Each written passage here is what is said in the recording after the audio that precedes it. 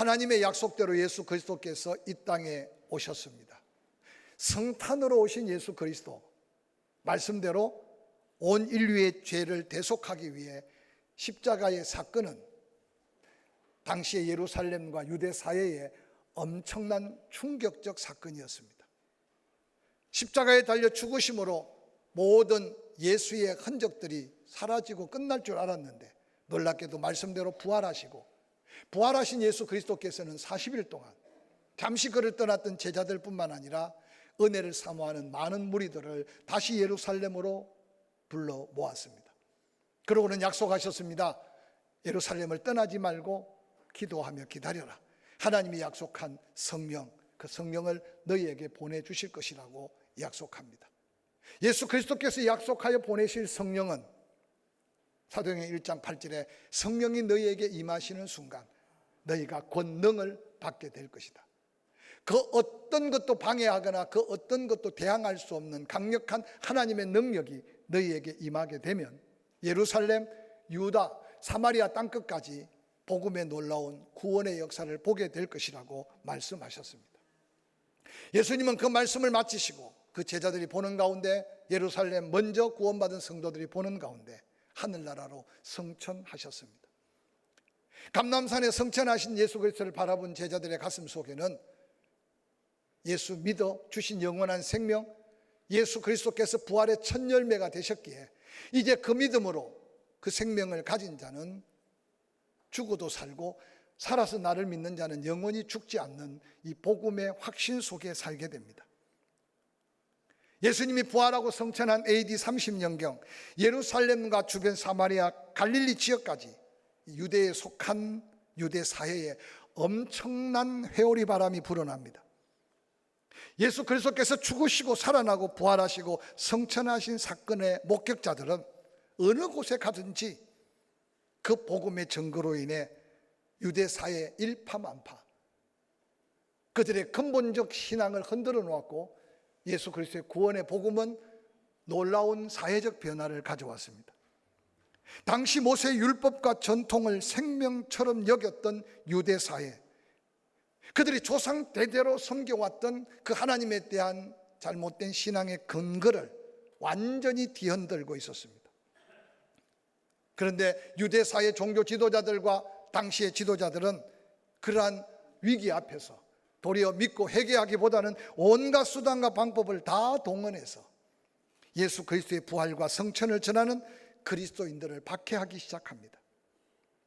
특별히 예루살렘을 넘어 디오스포라 유대인들은 흩어져 복음 전하는 믿음의 사명자들을 곳곳에서 엄청난 박해와 엄청난 사회적인 분쟁으로 이어났습니다. 그때 호련히 등장하고 일어선 사람이 오늘 본문의 주인공 스데반입니다. 이 스데반이라는 이름은 면류관이라는 의미로 이 땅에 세워진 최초의 예루살렘 교회, 제자들이 구제하는 사업 때문에 교회가 원망과 불평이 일어날 때 함께 동역할 일꾼을 선택하는 사람 중에 한 사람이 바로 오늘 주인공 스데반입니다.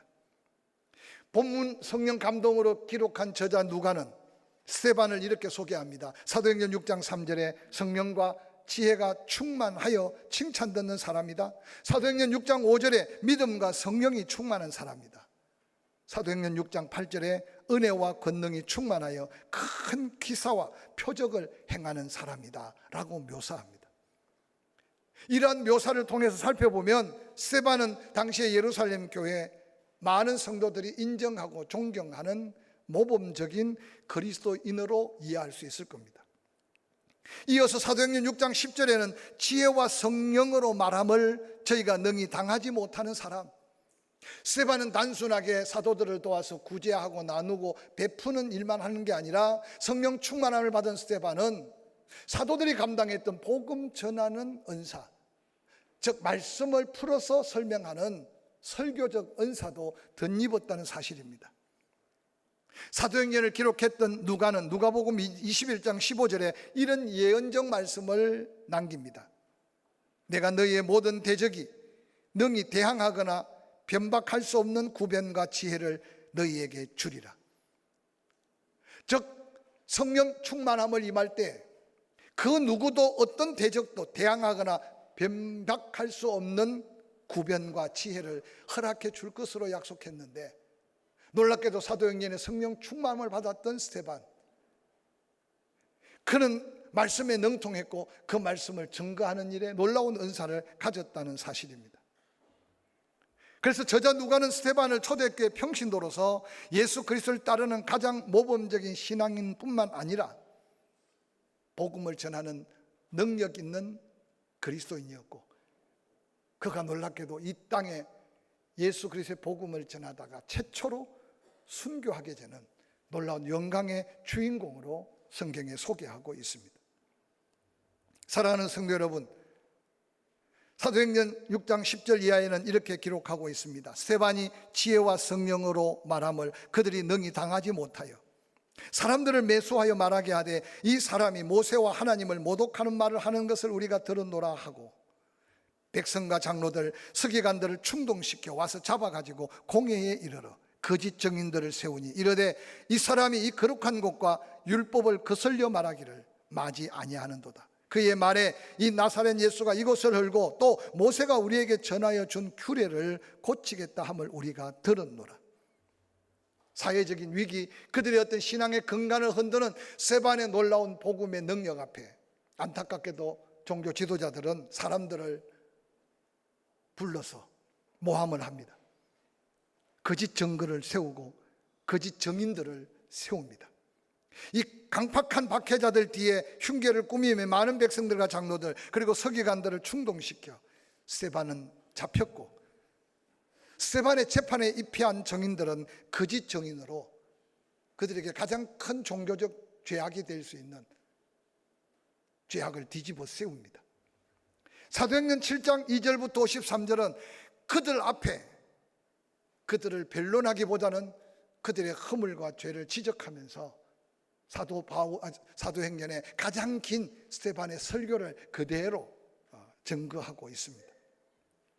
스데반은 당시에 유대인들이 그들의 조상들처럼 성령을 거스려 그들의 선지자를 죽인 것과 예수 그리스도를 죽이고 실제로 그들 자신의 율법을 계속 어겨왔다고 말씀으로 당시에 유대 사회에 속한 종교 지도자들과 강팍한 유대인들을 신랄하게 책망했습니다.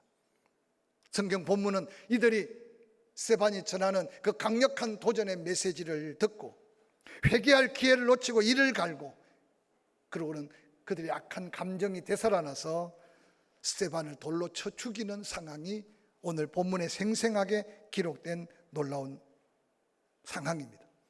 사도행전은 예수 그리스도로 말미암아 시작된 복음이 예루살렘을 넘어서 유대 사마리아 거쳐 로마까지 이르는 과정을 기록하고 있습니다.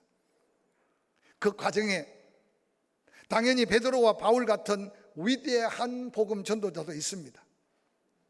그러나 그 사도들 못지않게 놀랍게 영향력을 입히며 그들로 하여금 더 담대하게 복음을 전하게 한 사람이 바로 오늘 주인공, 이 땅에 처음 순교의 피를 흘리며 하나님의 복음을 전했던 스데반입니다.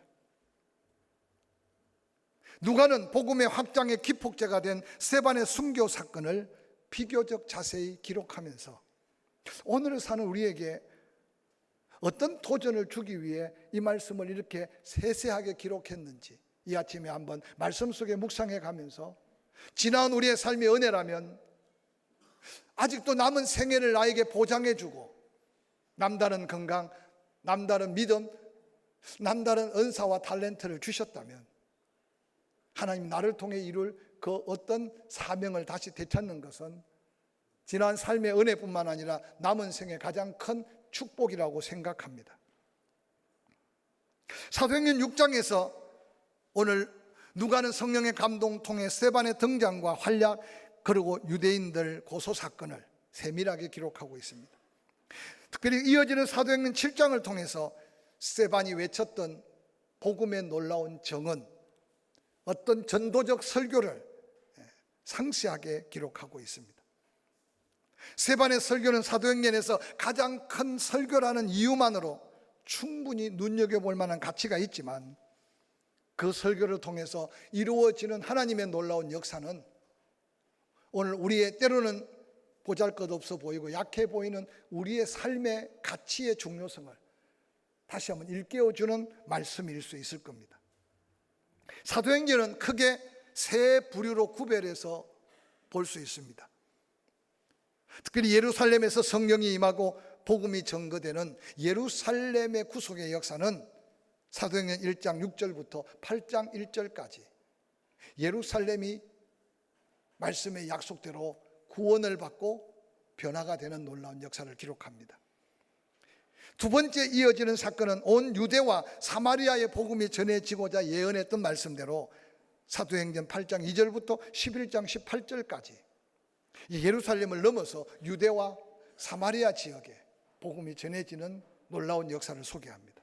그리고 마지막 3부는 땅끝까지 복음이 전해지는 복음 증거로 사도행전 11장 19절부터 28장 31절까지. 그래서 예루살렘에 약속된 성령이 너희에게 임하면 예루살렘, 유다, 사마리아 땅끝까지 내 증인 되리라고 하셨던 약속이 그대로 이루어지는 것이 사도행전의 놀라운 복음의 역사고 성령의 역사인 것을 소개합니다.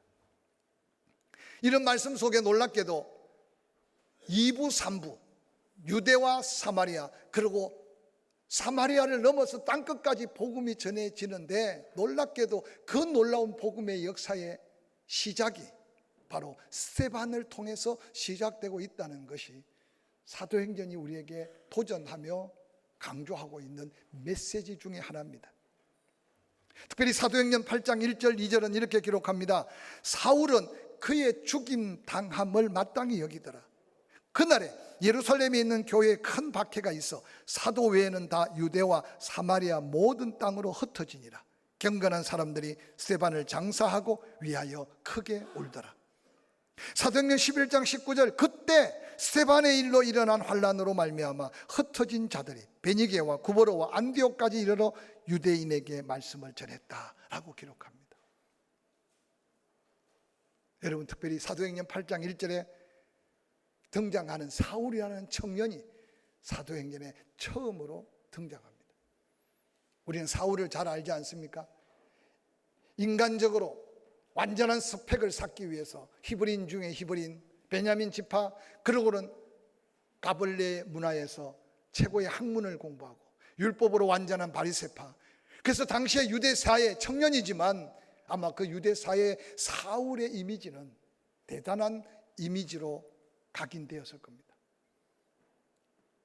근데 놀랍게도 이 스데반의 순교의 현장에 여기저기 많은 사람들이 울분을 삭히지 못해 돌을 들고 어떻게 할까 주차할 때 아마 사울이 그 군중들 그 무리들을 선동했다고 성경에는 소개합니다. 내가 책임질 테니까 돌 던져서 죽여라고 했다고 해도 지나치지 표현이 아닐 겁니다. 그래서 흥분한 그들은 겉옷을 벗어서 사울의 발 앞에 당신이 이 순교의 죽음, 이 스데반의 죽음의 증인입니다. 그러고는 돌을 던집니다.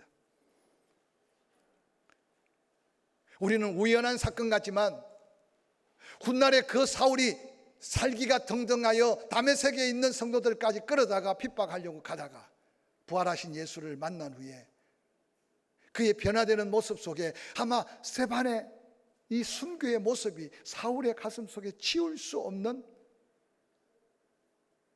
성령 충만한 믿음의 사람의 아름다운 흔적이지 않았을까 생각합니다. 이제 너희가 그 예수를 믿고 구원받으라고 외치는 그 복음에 그들이 마음에 찔림을 받았다고 말해요. 마음에 찔림을 받았다는 것은 토보로 켠다라는 헬라어 언어적인 의미가 있습니다.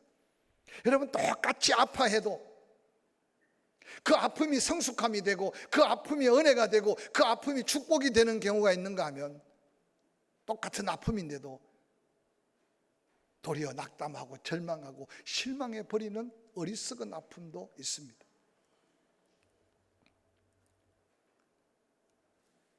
자기들의 기득권을 내려놓을 수가 없어서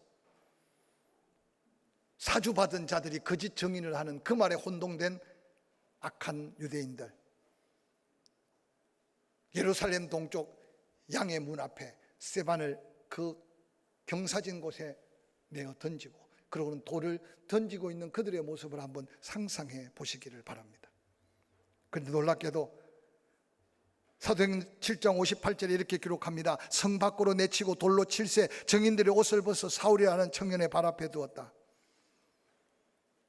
그런데 그 청년 사울, 놀랍게도 예수 만나고 난 다음 사도행전 9장 15절에 주님께서 다메섹에 있는 선지자 그에게 말합니다. 이 사람은 내 이름을 이방인과 임금들과 이스라엘 자손에게 전하기 위해서 택한 나의 그릇이라고 증거하면서 사울이 바울되는 놀라운 역사를 소개하고 있습니다. 누가 알았겠습니까? 아니 스데반도 모르고 순교하였었고, 아니 사울도 그런 줄 모르고 스데반의 죽음 앞에 당당히 섰고,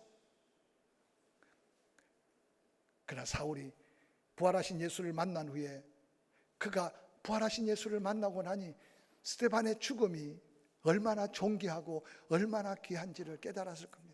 훗날 사도 바울은 그렇게 말합니다. 내가 이 사명, 복음 전하는 이 사명을 감당하는 일에 내 생명을 조금도 귀한 것으로 여기지 않는다라고 외쳤던 것은 바로 그가 믿음 없어 어리석어 죽어가는 스데반을 바라봤던 그 모습을 통해 그 가슴 속에 새겨진 믿음이 아니었을까 추측해 볼 수 있습니다. 스데반의 죽음의 순간을 누가는 세밀하게 기록합니다. 주 예수여 내 영혼을 받으시옵소서. 그리고 주여 이 죄를 저들에게 돌리지 마옵소서라고 기도하며 하늘 보자 환상을 바라보고 웃으면서 죽어가는 스데반의 그 모습은 아마 얼마나 많은 사람들의 마음에 십자가에 달려 돌아가셨던 예수 그리스도의 그 모습을 다시 볼 수 있었던 현장이 아니었겠습니까? 하나님은 스데반의 죽음을 헛되지 않게 하셨습니다.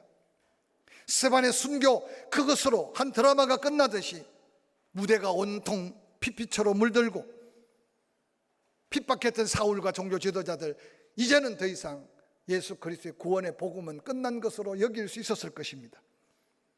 그런데 놀랍게도 사울의 가슴 속에 각인된 줄 몰랐고 예루살렘의 수많은 성도들의 가슴을 다시 흔들어서 깨우고 계시는 하나님의 놀라운 성령의 역사를 그들은 상상할 수 없었을 겁니다. 사도행전 8장 1절은 이렇게 기록합니다. 사울이 그의 죽임을 마땅히 여기더라. 그날에 예루살렘에 사는 모든 교회 큰 핍박이 나서 사도 외에는 다 유대와 사마리아 모든 땅으로 흩어지니라. 경건한 사람들이 스데반을 장사하고 위하여 크게 울더라. 사울이 교회를 잔멸할새 각 집에 들어가 남녀를 끌어다가 옥에 넘기니라. 그런데 그 흩어진 사람들이 두루다니며 복음의 말씀을 전할새 빌립이 사마리아 성에 내려가 그리스도를 백성에게 전파하니 무리가 빌립의 말도 듣고 행하는 표적도 보고 일심으로 그의 말하는 것을 쫓더라. 많은 사람에게 붙었던 더러운 귀신들이 크게 소리 지르며 나가고 또 많은 중풍병자와 안전병이가 나으니 그 저주의 성 사마리아 성에 큰 기쁨이 있더라라고 기록하고 있습니다. 스데반의 순교는 단순한 죽음으로 끝난 게 아니라 성령이 너희에게 임하면 너희가 권능을 받고 예루살렘을 다 구원하고 유대, 사마리아 땅끝까지 정인되리라는 하나님의 그 엄청난 약속을 예루살렘 성도들은 잠시 잊고 있었을 수 있습니다. 그런데 양의 문 앞에서 장렬하게 순교하는 스데반의 순교의 피 흘림을 바라보면서 예루살렘 성도들의 가슴이 뜨거워지기 시작했습니다. 사울의 핍박이 두려워서가 아니라 하나님의 선한 뜻을 깨닫고 그들이 예루살렘을 떠나면서 유대와 사마리아 모든 땅으로 흩어지는데 또 놀랍게도 그 가운데 스데반이 감당할 사명을 빌립이라고 하는 한 믿음의 사람이 당시에 모두가 다 저주받은 도성으로 생각했던 사마리아 성에 빌립이 들어가 그곳에 전하는 복음은 능력이었고 기적이었고 할렐루야. 하나님의 은혜를 덧입을 수 없었던 그 무리들이 빌립이 전하는 복음을 듣고 큰 기쁨을 누리게 된 것이 사도행전의 2부 유대와 사마리아의 놀라운 복음의 역사는 스데반의 순교의 피의 흔적으로 이어진 하나님의 역사였습니다. 하나님의 이 놀라운 섭리속 역사가 놀랍지 않습니까?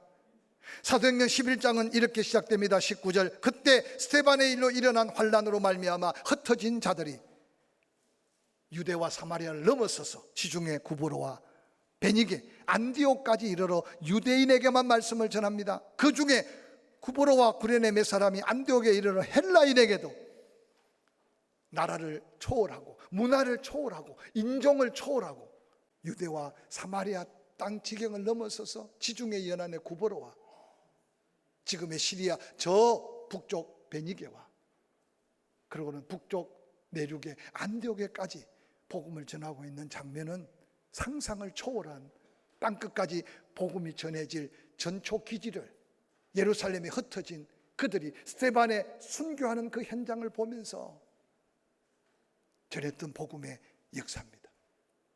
예루살렘 교회가 깜짝 놀랍니다. 사도들이 안디옥에 그런 열심히 있는 무리가 모였다는 소리를 듣고 위로의 사람 바나바를 안디옥 교회 목회자로 파송해서 안디옥 교회 바나바가 와보니까 놀랍게 성령 충만하고 구원의 은혜가 넘쳐나는 거예요.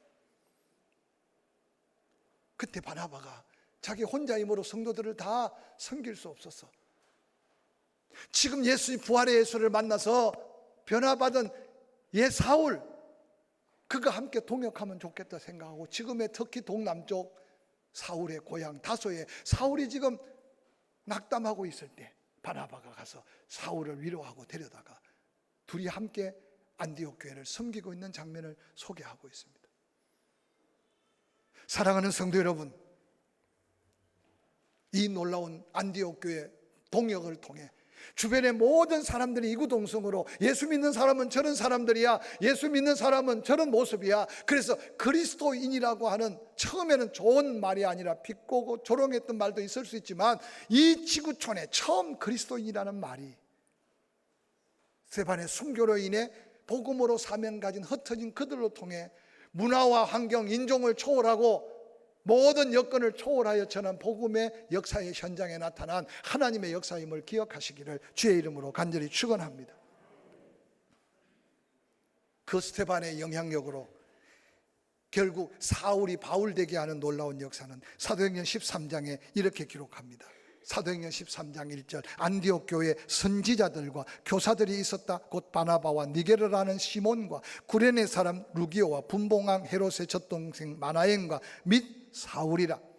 주를 섬겨 교회가 금식할 때 성령이 감동합니다. 내가 불러 시키는 일을 위하여 바나바와 사울을 따로 세우라 하시니 이에 금식하여 기도하고 교회는 두 사람에게 안수해서 처음 지구촌에 땅끝까지 복음을 전할 세계 선교를 위해 바나바와 사울을 파송하는 장면이 바로 사도행전 13장의 놀라운 말씀입니다. 스데반은 처음 초대교회 7지사 중에 한 사람에 불과했습니다. 그런데 그에게 감동된 성령의 감동대로 성령께서 주신 은사대로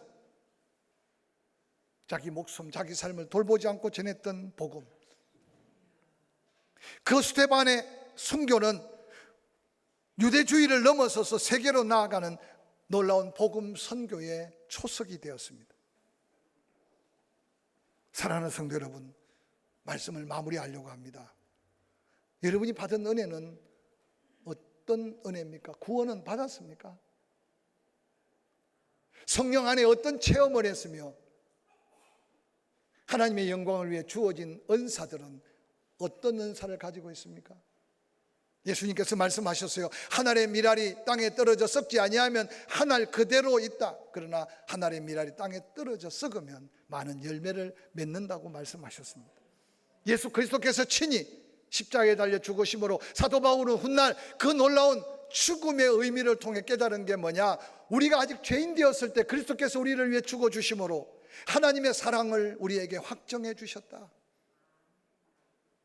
그래서 사도 바울은 이 스데반의 순교의 현장 이후 그 복음의 사명에 불탈 때 나는 날마다 죽고 또 죽는다. 내가 그리스도와 함께 십자가에 못 박혀 죽었다. 이제 내가 사는 것은 나를 위해 십자가에 못 박혀 죽으신 그리스도 예수를 위하여 사는 것이라고 당당하게 외치면서 위대한 복음의 역사를 이루었습니다.